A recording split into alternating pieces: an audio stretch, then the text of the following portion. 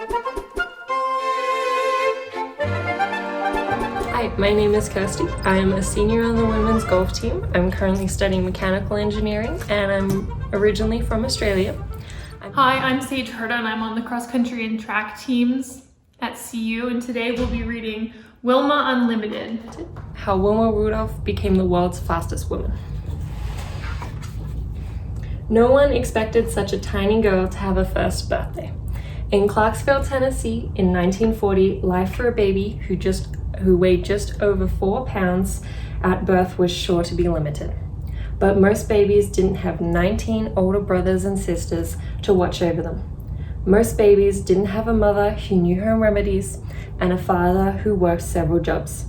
Most babies weren't Wilma Rudolph. Wilma did celebrate her first birthday, and everyone noticed that as soon as this girl could walk, she ran or jumped instead. She worried people though. She was always so small and sickly. If a brother or sister had a cold, she got double pneumonia.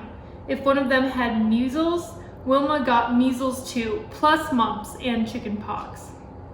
Her mother always nursed her at home. Doctors were a luxury for the Rudolph family. And anyway, only one doctor in Clarksville would treat Black people. Just before Wilma turned 5, she got sicker than ever. Her sisters and brothers heaped all of the family's blankets on her, trying to keep her warm.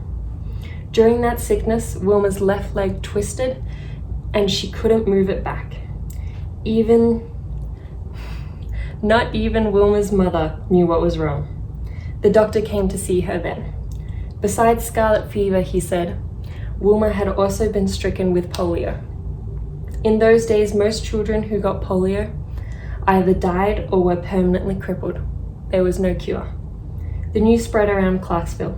Wilma, the lively girl, would never walk again. But Wilma kept moving any way she could. By hopping on one foot, she got herself around the house, to the outhouse in the backyard, and even, on Sundays, to church. Wilma's mother urged her on. Mrs. Rudolph had plenty to do. Cooking, cleaning, sewing patterned flour sacks into clothes for her children, now 22 in all. Yet twice every week, she and Wilma took the bus to the nearest hospital that would treat Black patients some 50 miles away, in Nashville. They rode together in the back, the only place Blacks were allowed to sit. Doctors and nurses at the hospital helped Wilma do exercise to make her paralyzed legs stronger. At home, Wilma practiced them constantly, even when it hurt.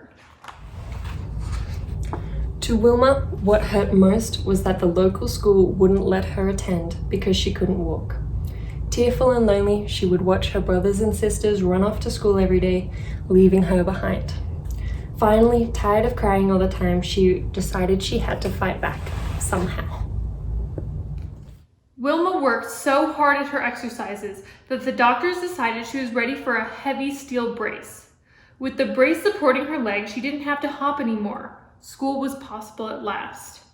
But it wasn't the happy place she had imagined. Her classmates made fun of her brace. During playground games, she could only sit on the sidelines, twitchy with impatience. She studied the other kids for hours, memorizing moves, watching the ball zoom through the rim of the bushel basket they used as a hoop. Wilma fought the sadness by doing more leg exercises. Her family always cheered her on, and Wilma did everything she could to keep them from worrying about her. At times, her leg really did seem to be getting stronger. Other times, it just hurt. One Sunday, on her way to church, Wilma felt especially good. She and her family had always found strength in their faith, and church was Wilma's favorite place in the world. Everyone knew she would be there, talking and laughing, praying and singing. It would be just the place to try the bravest thing she'd ever done. She hung back while people filled the old building. Standing alone, the sound of hymns coloring the air, she unbuckled her heavy brace and set it by the church's front door. Taking a deep breath, she moved one foot in front of the other, her knees trembling. She took her mind off her knees by concentrating on taking one breath after another. Whispers rippled through the gathering. Wilma was walking, row by row, heads turned toward her as she walked alone down the aisle. Her large family, all her family's friends, everyone from school, each person stared wide-eyed. The singing never stopped. It seemed to burst right through the walls and into the trees. Finally, Wilma reached a seat in the front and began singing too, her smile triumphant. Wilma practiced walking as often as she could after that, and when she was 12 years old, she was able to take the brace off for good.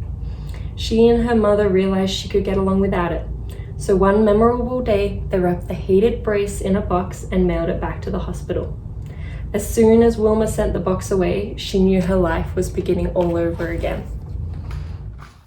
After years of sitting on the sidelines, Wilma couldn't wait to throw herself into basketball, the game she had always liked to watch. She was skinny, but no longer tiny. Her long legs would propel her across the court and through the air, and she knew all the rules and all the moves. In high school, she led her basketball team to one victory after another. Eventually, she took the team all the way to the Tennessee State Championships. There, to everyone's astonishment, her team lost. Wilma had become accustomed to winning. Now she slumped on the bench, all the liveliness knocked out of her. But at that game was a college coach. He admired Wilma's basketball playing, but was especially impressed by the way she ran. He wanted her for his track and field team. With his help, Wilma won a full athletic scholarship to Tennessee State University. She was the first member of her family to go to college. 8 years after she mailed her brace away, Wilma's long legs and years of hard work carried her thousands of miles from Clarksville, Tennessee. The summer of 1960, she arrived in Rome, Italy to represent the United States at the Olympic Games as a runner. Just participating in the Olympics was a deeply personal victory for Wilma, but her chances of winning a race were limited. Simply walking in Rome's shimmering heat was a chore, and athletes from other countries had run faster races than Wilma ever had. Women weren't thought to run very well anyway. Track and field was considered a sport for men, and the pressure from the public was intense. For the first time ever, the Olympics would be shown on television, and all the athletes knew that more than 100 million people would be watching. Worst of all, Wilma had twisted her ankle just after she arrived in Rome. It was still swollen and painful on the day of her first race. Yet once it was her turn to compete, Wilma forgot her ankle and everything else. She lunged forward, not thinking about her fear, her pain, or the sweat flying off her face. She ran better than she ever had before, and she ran better than anyone else. Grabbing the attention of the whole world, Wilma Rudolph of the United States won the 100-meter dash. No one else even came close. An Olympic gold medal was hers to take home. So when it was time for the 200-meter dash, Wilma's graceful long legs were already famous. Her ears buzzed with the sound of the crowd chanting her name. Such support helped her ignore the rain that was beginning to fall. At the crack of the starting gun, she surged into the humid air like a tornado. When she crossed the finish line, she had done it again. She finished far ahead of everyone else. She had earned her second gold medal. Wet and breathless, Wilma was exhilarated by the double triumph. The crowd went wild. The 400-meter relay race was yet to come. Wilma's team faced the toughest competition of all. And as the fourth and final runner on her team, it was Wilma who had to cross the finish line. Wilma's teammates ran well, passed the baton smoothly, and kept the team in first place. Wilma readied herself for the dash to the finish line as her third teammate ran toward her. She reached back for the baton and nearly dropped it.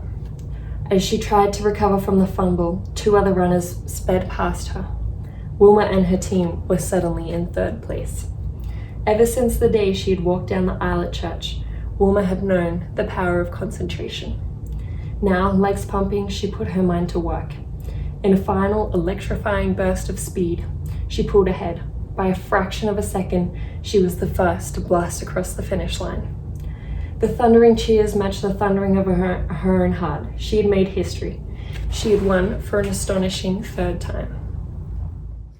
At her third ceremony that week, as the band played the Star-Spangled Banner, Wilma stood tall and still, like a queen, the last of her 3 Olympic gold medals hanging around her neck.